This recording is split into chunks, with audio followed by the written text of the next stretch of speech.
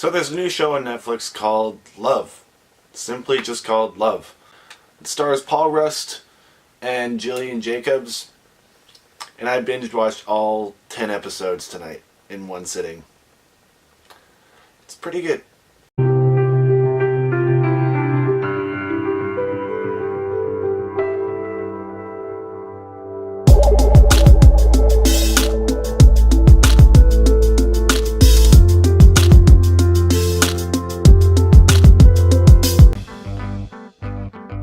My last girlfriend, she hated it when I ate fast food. Is that why you guys broke up? She cheated on me. Maybe now would be a good time to get the boxes out of my house. It's just boxes of DVDs. They're Blu-rays. Okay, well, it's just shit you can watch online. These Blu-rays have, like, exclusive special features, you bitch. My ex, I think he's still really hung up on me. She's a fucking whore. I told you not to call her that. Oh, shit. Thank you for defending my honor. I am the one that called you a whore.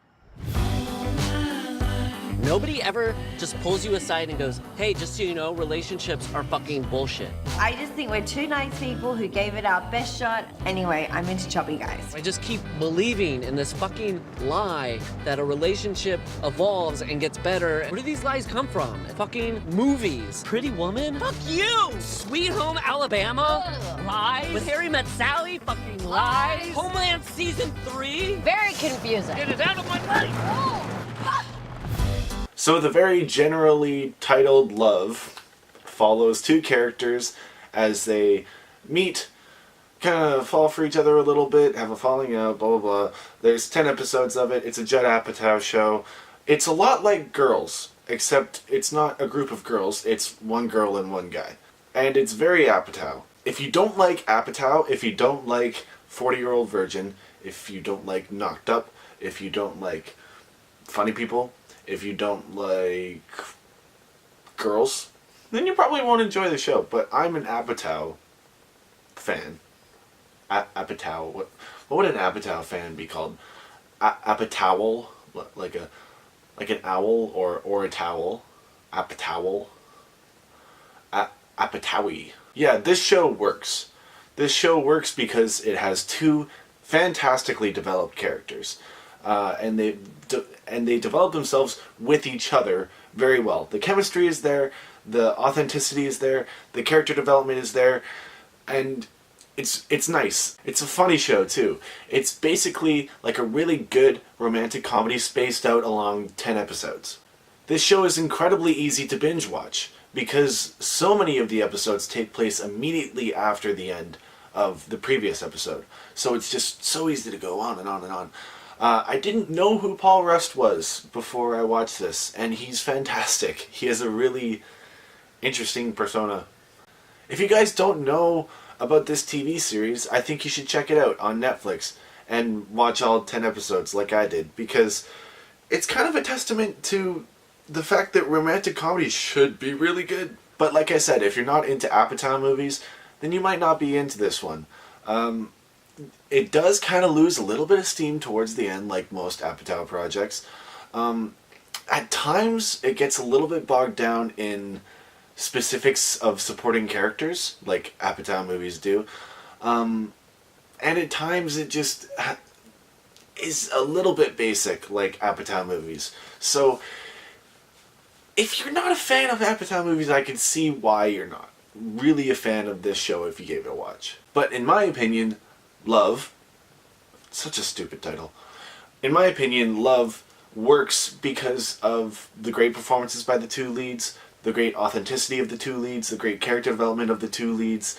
There's a really interesting and rich world that's developed, and by world I mean the specifics around the characters are really specific and rich and detailed. I'm not going to say any of them, but a lot of the details of the lives that the two lead characters lead are really specific, and it adds so much authenticity and originality to the characters. Basically, these two characters are the opposites that you wouldn't think would attract. She is the tough girl that is hardened to life, and he is the thoughtful yet dorky skinny guy. And that sounds stereotypical, but it's not. It's done in a very original way. and in a way that, like, you can see the attachment. You can see where things go wrong, and you can see the attachment between them. I have a lot of great things to say about this show. One of my favorite things about the show is the fictional show that Paul Rust's character works on. It's called Wichita.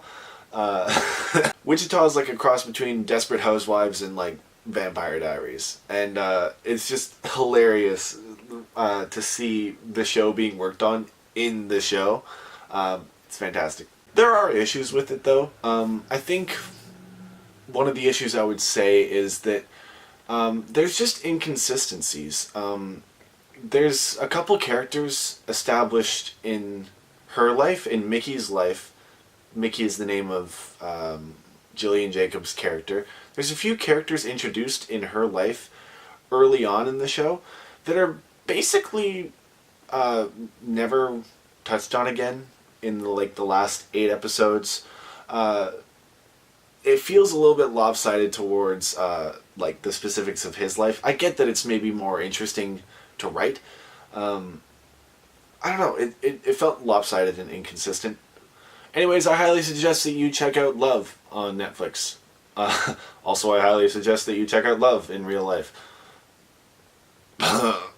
And season 1 of Love on Netflix will get an 8 out of 10 for me.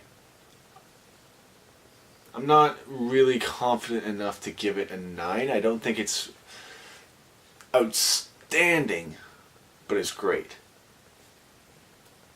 Not outstanding, great. Have you watched the Netflix series Love yet? If you have, comment below and let me know what you think about it. If you haven't, I hope I've inspired you to maybe check it out. And because of the incredibly stupid title, check out later Netflix series called Bad Things Happening.